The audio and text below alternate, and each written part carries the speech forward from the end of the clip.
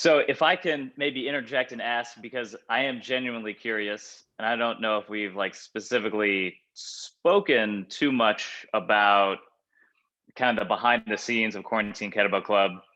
Um, but I mean, considering that both like you and Robin, you know, don't really necessarily, or at least not at the time, have like a big priority on like a, massive global social media presence or audience. How did you guys start and grow and now have this sustained program? Like what are like your best practices? I mean, like obviously your promotional strategies. Because honestly, I did a kettlebell class like once a week, and I did it for like maybe 3 months, and it was fun, but Yeah. it was not for me. And I think it delivered a great value to like a core few people who were like really into it. Yeah, But eventually absolutely. I was like, man, this is not really my thing, not my lane. As much as I kind of wish it was, because it's Yeah. such an obvious solution to the problem that we have all found ourselves in. So I'm curious, maybe like what was the early dialogue between you and Robin? Like, did you know this was something that you want to do long term? And who was like your first core group of folks, and then like how did it progress? It's so funny because looking back on, I'm sure I could pull up the date somehow because we've kept track of every single person that's come to any single class. Like we have a growing Google spreadsheet. So I know it was at the end of March. But we had no concept of this existing more than a month, more than 3 Sure. months, because everyone thought like this pandemic will be over by Easter. Remember that? Like we thought July 4th will come and we'll be out partying, laughing about it. And so I owe so much credit to Robin for we were exactly on the same page, exactly every single day. And I don't think it would have worked if it were just me, to be honest, because I would have given myself an excuse, or if I was like, oh, now only 2 people are joining in, maybe we should, no. But Robin and I, mind you, Robin had just moved to Memphis in January of 2020. That's right. That's what I thought. From New Jersey. So, and she had no prior experience or community in Memphis. So she took an even greater leap than I did. Literally were, one might say, up Schitt's Creek without a paddle. Like we both had an insane amount of free time on our hands. We love coaching so much. Like we love the feeling of like watching someone's face when a movement clicks, or they're like, I can't press this overhead. Oh, wait, I just did it 5 times. We love seeing someone land their perfect first swing or snatch. I'm sure other kettlebell coaches can relate to that. And you put those together, time and eagerness to train.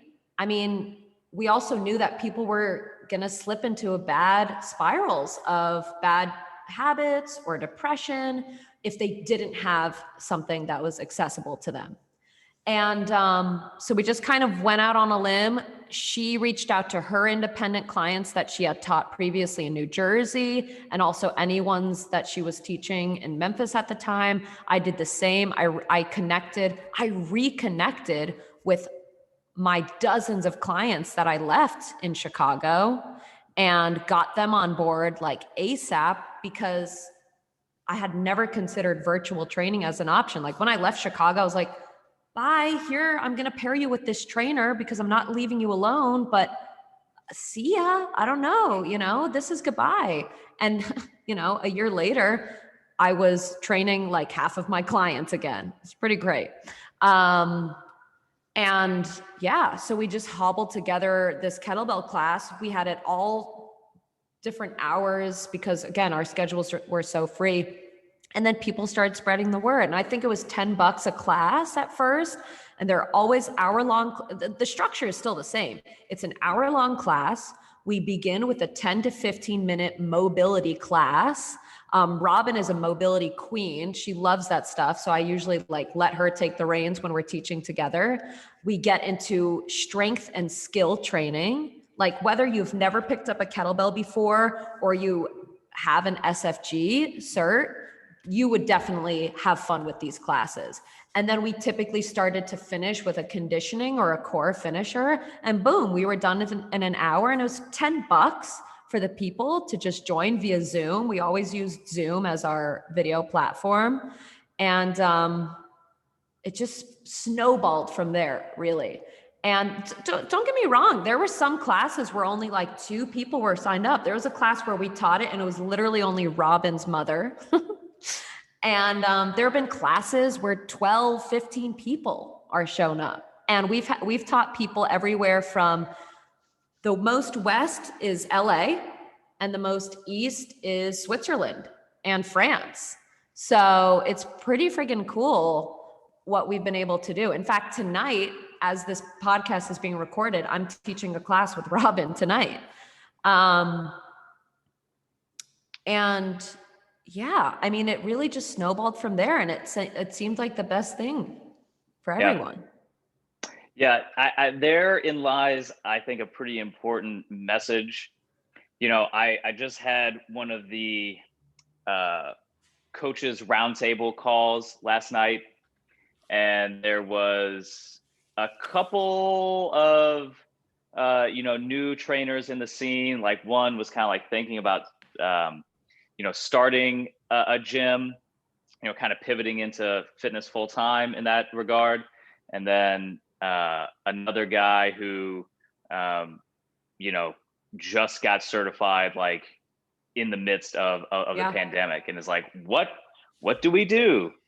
And it's kind of hard to give blanket advice outside of really what you just said, which is be in it for the long haul, in the sense of just delivering what people need. So you guys didn't know that the pandemic was going to last.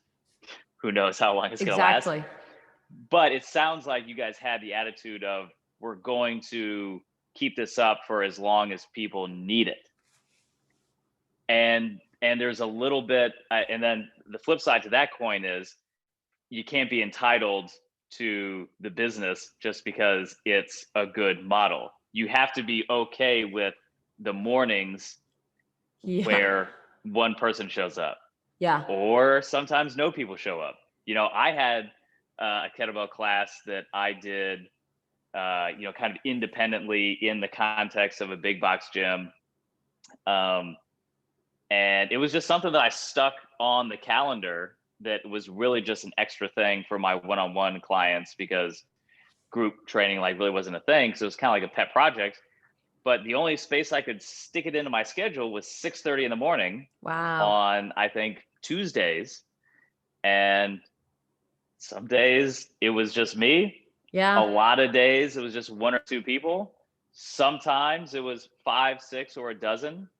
But you kind of have to be okay with that. And I think that's like an expectation that I think is important for pretty much anyone in this scene to digest.